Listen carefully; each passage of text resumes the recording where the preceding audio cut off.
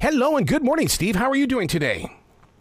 I'm not doing too bad. How about yourself? Absolutely fantastic and very excited to have a conversation with you. And the reason being is because I love this book cover. Oh, my God. I want to talk about that first. That it just reminds me so much of my childhood. It reminds me of my journey of collecting baseball cards. There's just so much here that captures the imagination.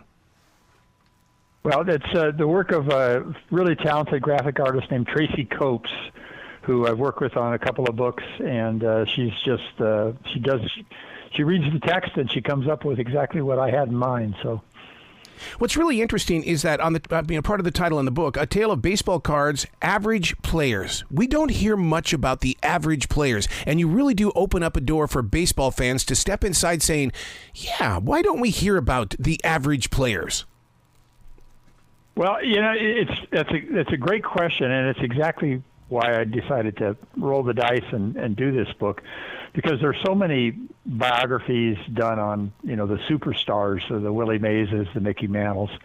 And I got into this because of Danny O'Connell's baseball card, which I kept coming across when I was a kid, back when dinosaurs still roamed the earth. And I got intrigued by who this guy was, because he was so, he was a faceless guy as far as I was concerned.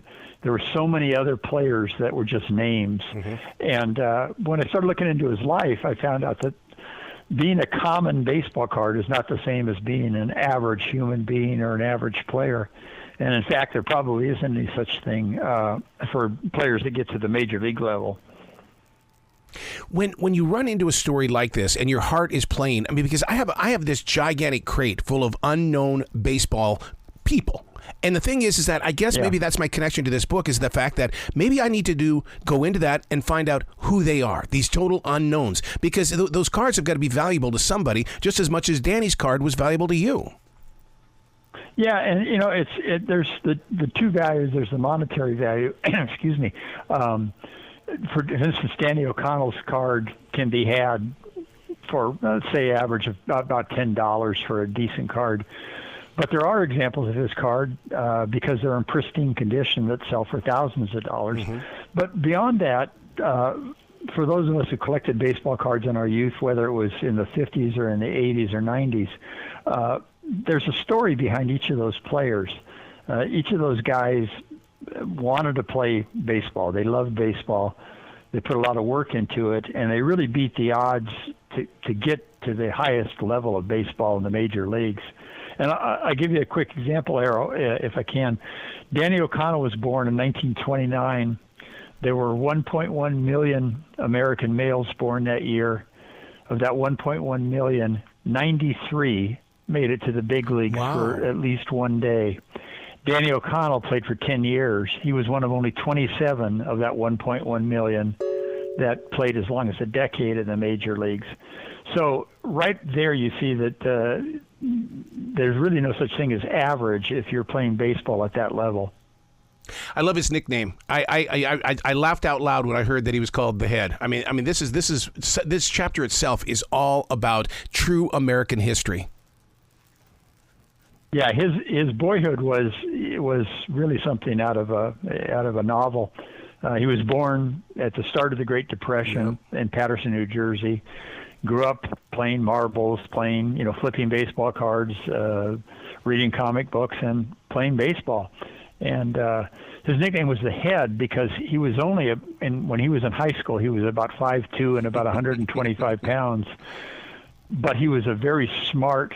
He had one of those. He was kind of a baseball or sports genius in terms of knowing, playing a step ahead, knowing what was going to happen, and making the most of what athletic ability he had. At 5'2", though, all of a sudden I just had a flashback of Yogi Berra. I stood next to Yogi Berra, and here was another guy that was packed with lots of dynamite in him, and he moved forward. What was the one thing that kept Danny from being that superstar, that guy in baseball? Was it his height? Well, no, it wasn't his height, because he got to be 5'10", 5'11" by the time he was in his late teens. He was just good enough to make it in Major League Baseball. He was a good athlete. He was a good golfer. He was a good tennis player. He was good at a lot of things. He was a very good basketball player in high school, but he wasn't great. He wasn't the fastest guy. He wasn't the quickest guy. He didn't have the most power of swinging the bat. But he took what he had as an athlete, his athletic skills, and he combined that with his mental skills on the baseball field in particular. And I'll give you a quick example. The last play that Danny O'Connell was involved in while wearing a Major League uniform, he was in an old-timers game, and he pulled the hidden ball trick on a player and made the last out for the last game. And that was the kind of ball player he was. That was the kind of thing he did on the field. And Leo DeRocher, the famous manager, once said of O'Connell that you have to watch out for that kid because he'll win more games with his brain than with his bat. It's stories like this that we didn't get as fans, and that's why it's so important that we have people like yourself that are willing to do a story like this. Well, that's a good point, because I think as fans, we look up, we idolize heroes. We idolize the Willie Mayeses and the Al Kalines and the Roberto Clementes, but we identify, I hope, more with the Danny O'Connells, because on any given team there's one Willie Mays and there's 24 Danny O'Connells. So I think we can identify with his work ethic, his love of what he did, his skills in terms of what he accomplished, and those of us who have other jobs, if we can take that to work every day, I think we're pretty good. We're pretty good in life. I got to tell you, what I love about your book, and hopefully this doesn't make me look like I'm weird, but when I read this book, I see a black and white world. And I don't know if it's because of the cover. I don't know if it's because a lot of my baseball cards as a kid were all black and white, but I see black and white. And I just envision myself up in those wooden stands, eating popcorn. There wasn't all the fancy food and things like that like we have now. But I just picture myself inside that stand, hearing the story of this guy. It's funny you say that, because when I've gone back and read parts of the book, I'm picturing it on black and white television. I'm sitting in a worn couch and watching a 25-inch screen of black and white. Because I think that's because of maybe the era that the book is focused on, which is the 1950s, and that's where, if you watched baseball on TV at all, you were watching it on a grainy black and white television set. Whose idea was it to put the notes at the end of each chapter? Because, that to me gives me an opportunity to digest even more. It's like, okay, I just read the chapter. Now I can read these notes. Well, I've done that in several books, and the reason why is if you put the footnotes or the notes at the back of the book, they kind of get lost. Yep. And I tend to be the kind of writer who gets excited about some little side alley, and it doesn't fit in the text of the chapter or the narration, but I just can't resist, saying, "Hey, look what I found," to the reader. So you put the notes at the back of the chapter, and you can, for instance, in the first chapter of this book, there's a note at the end of the chapter that explains why it's 90 feet between the bases in baseball. I could have put that in the chapter, but it slows the narration down, so I put it in the notes. Wow. I would love to see the research on how many women or even teenage girls are going to read this book, because we are locked in a generation right now where the women in sports is getting bigger and bigger and bigger, and they're going to want to know the true history of how we got here. Well, I hope it's a lot. Yes, me too.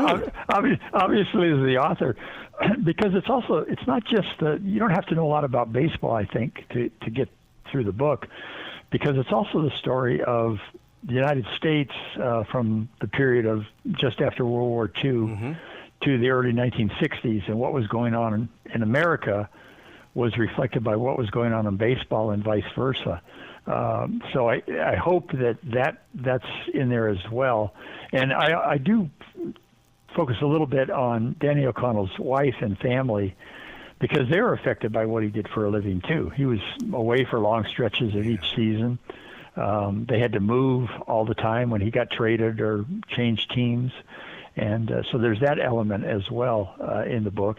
And as you said, there are more and more women who are interested in baseball or playing baseball or other sports. Let me ask you a question, only because I'm back to the book cover again, and the name O'Connell really kind of stays with my soul. Back in that time period, did he have an Irish accent? Because you don't get to hear the accents inside the pages. He didn't, and his parents didn't. Apparently, Wow. he was from New Jersey, so they had a Jersey accent. But he lived when he was a kid. He lived with his grandfather, and his grandfather, even though he was born in America, did have an Irish accent. Okay. And his great grandfather was off the boat from Ireland. So I don't think Danny O'Connell himself had an Irish accent, but he was a Jersey kid. So he talked like he was from Jersey. You got to come back to this show anytime in the future, Steve. The door is always going to be open for you. Oh, well, thank you very much. I really appreciate that, Errol. Well, you be brilliant today, okay? Thank you.